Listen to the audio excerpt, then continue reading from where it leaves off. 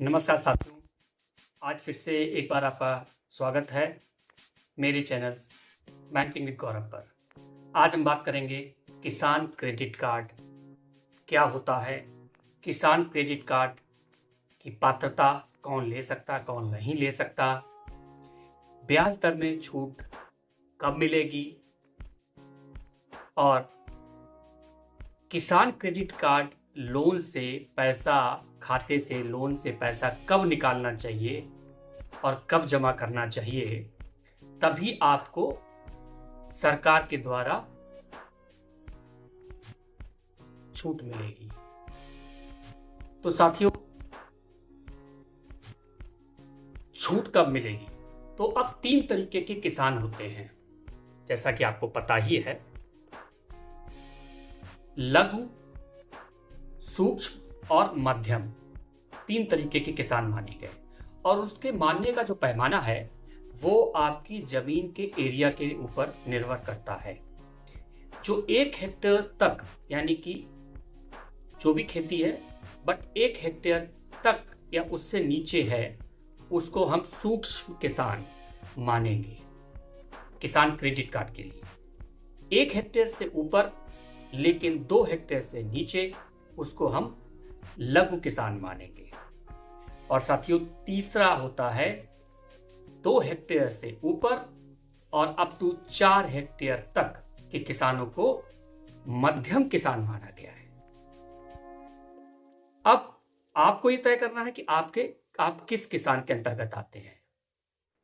इसकी पात्रताएं, कौन कौन किसान लोन ले सकते हैं, इसमें सभी फसलों के लिए अपने अपने जिलेवार और अपने अपने राज्यवार, जहां जिसकी जैसी फसल होती है उसके हिसाब से जिला कमेटी होती है, जो जिला कृषि अधिकारी और के अंतर्गत, और जिला अधिकारी महोदय की अध्यक्षता में एक कमेटी होती है, उसमें कई एक मेंबर सरकारी होते हैं। वो हर बार आपके जिले के रेट को तय करता है फसलवार, जिसमें जो मेन फसल होती हैं उसके आधार पर ये होता है। जैसे कहीं आलू, गेहूं और मक्का 3 फसल होती है, लेकिन फसलें तो जिले में आपकी जितनी भी होती होंगी, सब्जियों से लेके और फूलों की खेती तक, उसको भी केसीसी किसान क्रेडिट कार्ड में ही माना गया है। यदि आप फूल की खेती करते हैं उसको भी माना गया। तो जिले में मेन खेती के अलावा जितने तरीके की खेती आप लोग करते हो, चाहे गन्ना हो, चाहे आलू हो, चाहे गेहूं हो, चाहे मक्का हो, चाहे फूल हो, चाहे धान हो, चाहे बाजरा हो, चाहे जौ हो, चाहे ज्वार हो, चाहे चना हो, और भी जितनी फसलें हमने नहीं बोली हैं वो भी हो, तो उसकी एक लिस्ट होती है। हर बार जिला कमेटी ये तय करती है कि इस बार किसान क्रेडिट कार्ड के पर हेक्टेयर रेट क्या रहेंगे लोन देने के लिए। ये अधिकतम राशि होती है जिला कमेटी, ये बैंक तय नहीं करता, ये जिले की कमेटी तय करती है। उस जिले के जितने बैंक हैं उसको पालन करते हैं, उससे रेट ज्यादा नहीं दिया जा सकता है। ये मैनेजर के हाथ में नहीं होता है। जैसे हम जनरली लोग कहते हैं कि मैनेजर साहब, हमें तो 40,000 रुपये पर बीघा की जरूरत है, तो आप हमें दे दीजिए और सब कुछ आप ही के हाथ में। ऐसा नहीं है।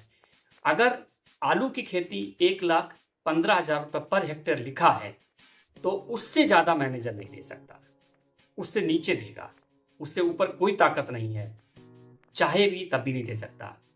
तो चलते हैं, पात्रता कौन है। पात्रता में जो भी लोग किसान होंगे, चाहे वो आपका जितनी तरीके की फसल है वो कर रहे हैं, इसके अलावा आपको पशुपालन, मछली पालन के लिए भी पात्रता है,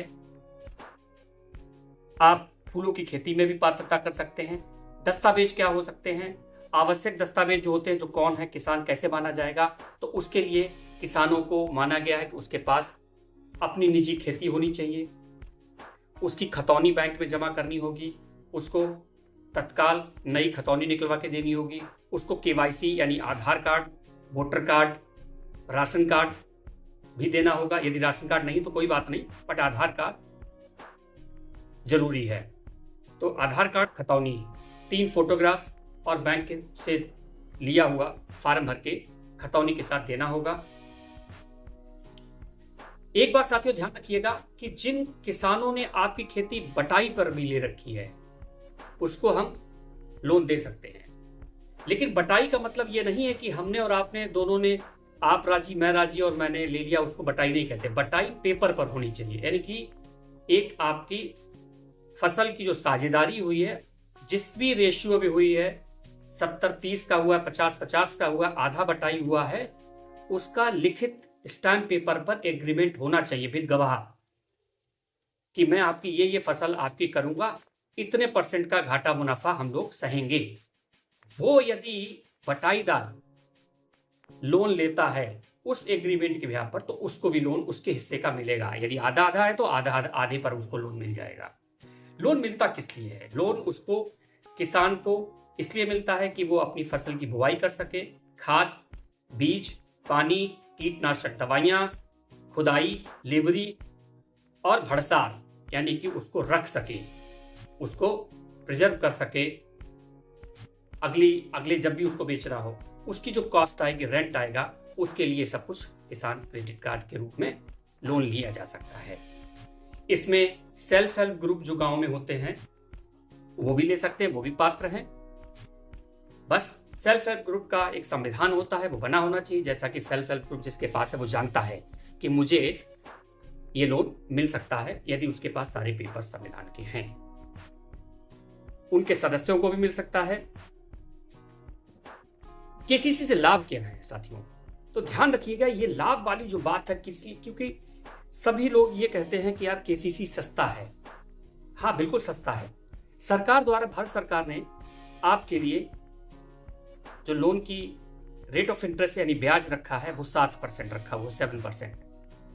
साथियों, 7% तो आपको मिल ही जाएगा, लेकिन यदि आप इसका भी और लाभ लेना चाहते हो तो 3% तक की छूट मिल सकती है। वो छूट कैसे मिलेगी?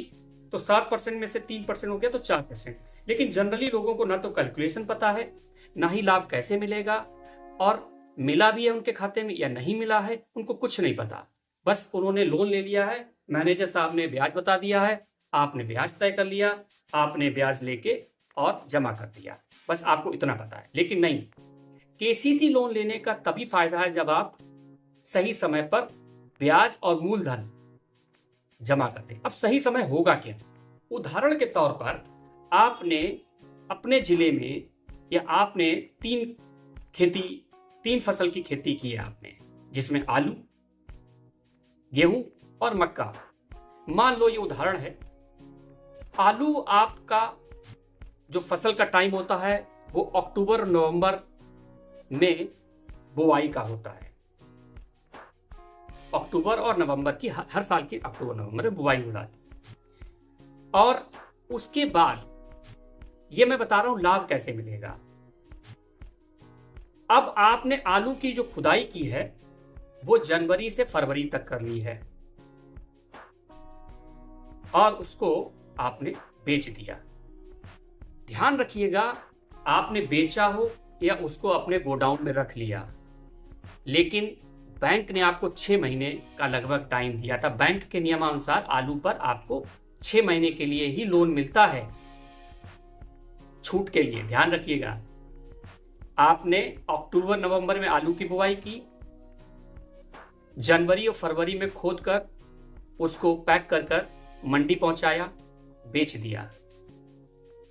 आपने फरवरी में नहीं बेचा, मार्च में बेच दो। लेकिन ध्यान रखिएगा, 31 मार्च से पहले बैंक के केसीसी ऋण खाते में पैसा जमा हो जाना चाहिए। यदि आपने 31 मार्च तक पैसा डिपॉजिट नहीं किया तो आपको छूट नहीं मिलेगी। ऐसे ही आपको गेहूं का भी हिसाब है। गेहूं आपकी बुवाई होती है नवंबर और दिसंबर में, हर साल के नवंबर और दिसंबर में। कटाई हो जाती है आपकी मार्च में और अप्रैल में, यानी आप मार्च में भी काट सकते हो, पक गया है तो अप्रैल में भी काट सकते हो, डिपेंड। टाइम आपको दिया गया है मार्च और अप्रैल का। यानी आपने नवंबर और दिसंबर में बुआई की, मार्च और अप्रैल में आपने कटाई कर ली, लेकिन आपको मिला था बैंक के टाइम के अनुसार 6 माह का टाइम। आपको भुगतान फिर भी, बेशक अप्रैल में आपने काटा, लेकिन बैंक कोई कहानी नहीं सुनेगा, उसका टाइम 31 मार्च ही है। ध्यान रखिएगा। और खासकर जिनके क्षेत्र में और जिस गांव में या जिस जिले में ये 3 खेतियां होती हैं, आलू, गेहूं और मक्का, प्राइम बड़ी खेती यही मानी गई है आपके क्षेत्र में, तो आपको आलू और गेहूं का जब भी पैसा लिया, जो मैंने अभी टाइम बताया, 31 मार्च से पहले पहले खाते में कैश डिपॉजिट हो जाना चाहिए, अगर आपको 3% छूट लेनी है तो। और अगर आपने 3% की छूट नहीं लेनी है, या किसी कारणवश आप पैसा डिपॉजिट नहीं कर पाए, या आपकी फसल खराब हो गई, या आपकी मंडी डाउन है, आपका मूलधन भी नहीं निकल रहा, या आपकी इच्छा है हम रोकने की, रोकूंगा, कोल्ड में डाल दिया, वो एक अलग विषय है। लेकिन बैंक को निकासी जो हुई थी आलू की, उसको मार्च 31 से पहले चाहिए पैसा खाते में, और आपने जो गेहूं उसके बाद किया उसका भी पैसा बेशक आप अप्रैल में बेचे या अप्रैल में काटे, लेकिन पैसा 31 मार्च से डिपॉजिट हो जाना चाहिए। यदि आपको 3% की छूट लेनी है 7 में से -3, यानी कि 7 में से घटा दो 3, तो 4% ही ब्याज लगे आपको उस पैसे पर जिस पैसे को निकाला आपने उस फसल के लिए। साथियों, ऐसे ही आपका जो मक्का की बुआई होती है जून और जुलाई में।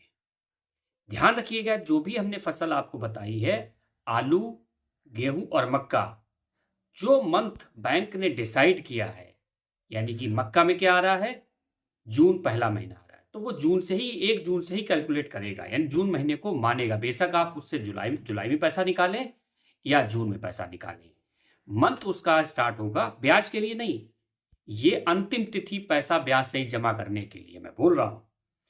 तो आपको जून में और जुलाई में आप पैसा निकालते हो, उसको उसमें भी आपको 6 महीने बैंक की तरफ से फसल वाइज रहता है।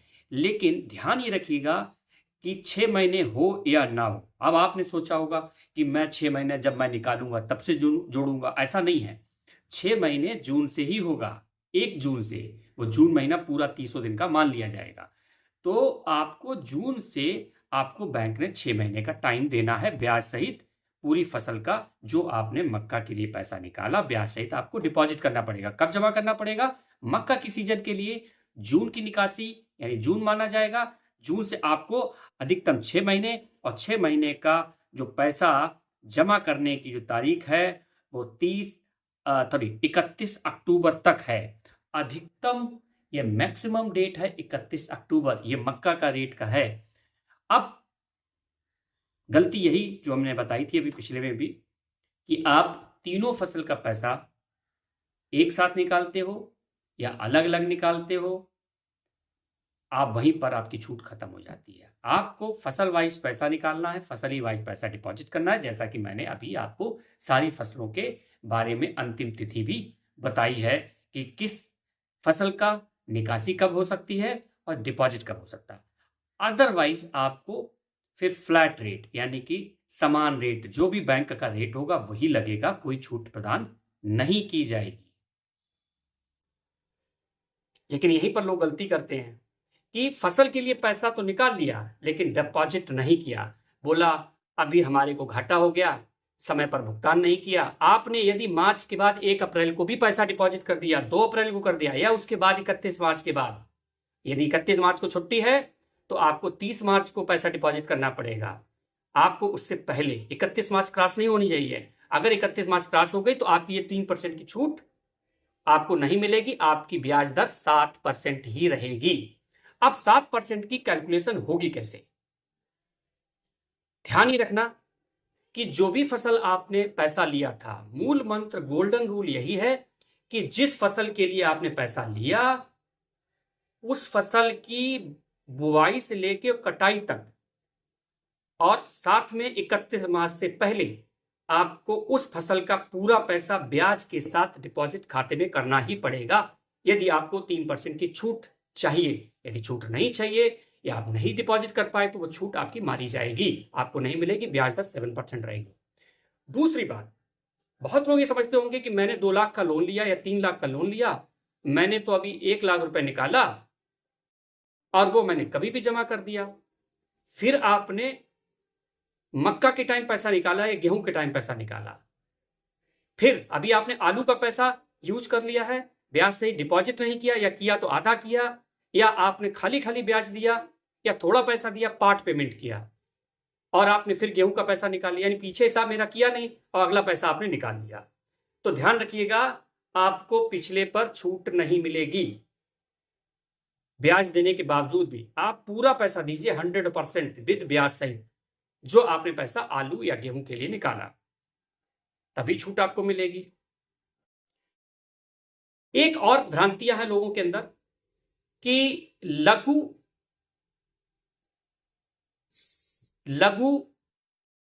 जो तीनों टाइप के जो किसान हैं हमारे, सूक्ष्म, लघु और मध्यम, उन सभी पर ब्याज दर अलग अलग हो सकती है। क्या? क्योंकि खेती का एरिया बड़ा और छोटा ही है। 1 हेक्टेयर, 2 हेक्टेयर से कम और 3 हेक्टेयर से 4 हेक्टेयर, 2 हेक्टेयर से ऊपर और 4 हेक्टेयर से नीचे। तो साथियों, 3 लाख तक के जो निकासी पर, फसल वाइज जो निकासी की है, उस पर आपको 4% ही ब्याज लगेगा यदि आपने समय पर ब्याज और मूलधन जमा कर देते हो तो 4%, अन्यथा लेट करते हो तो 7%।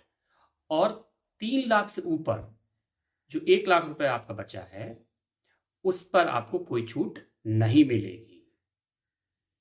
वो 7% या जो बैंक का रेट होगा, हर बैंक का अपना एक रेट है। अगर आप किसी प्राइवेट बैंक में जाएंगे, HDFC, axis bank, ICICI bank, IDBI bank या बहुत सारे बैंक हैं, उनमें अगर जाते हो तो किसान क्रेडिट कार्ड के रूप में उनका एक अपना बैंक रेट है। 3 लाख वालों के लिए सेम रेट रहेगा, लेकिन 3 लाख से ऊपर यदि कोई किसान करता है तो उसका बैंक रेट या 7% ही रहेगा। 1 लाख जो बचा है उस पर लगेगा 7%। अब 3 लाख रुपए की जो निकासी को यदि आपने समय पर, जैसा कि अभी हमने आपको बताया, आलू, गेहूं और मक्का, आलू के समय आलू का पैसा डिपॉजिट कर दीजिए ब्याज सहित, तो आपको 3% छूट मिलेगी। फिर आपने गेहूं का पैसा निकाला है तो गेहूं की कटाई बुआई के बाद आपका जो है उसको दे दीजिए, और मक्के के टाइम का बुआई से लेकर और कटाई का जो टाइम दिया है 6 महीने का, उसका पैसा दे दीजिएगा, तभी आपको 3% की छूट मिलेगी। साथियों, किसान भाइयों, एक बात ध्यान रखिएगा कि आपको आलू में तो लगभग 5 महीने का टाइम मिल रहा है यूज करने का। बैंक से जो पैसा आपने KCC के रूप में निकाला है आलू के लिए, उसमें तो आपको 5 महीने का टाइम लगभग मिल रहा है यूज करने के लिए। बट मक्का और गेहूं में आपको लगभग 3 महीने का ही टाइम मिलता है जो पैसा निकाला, यदि आपको 3% की छूट चाहिए। KCC में यही लाभ है, और आपको सावधानियां क्या बरतनी है, जैसा कि मैंने बोला भी है कि आपने समय पर पैसा डिपॉजिट करना है। 3% की छूट चाहिए है तो आपको फसल के हिसाब से ही पैसा डिपॉजिट करना है।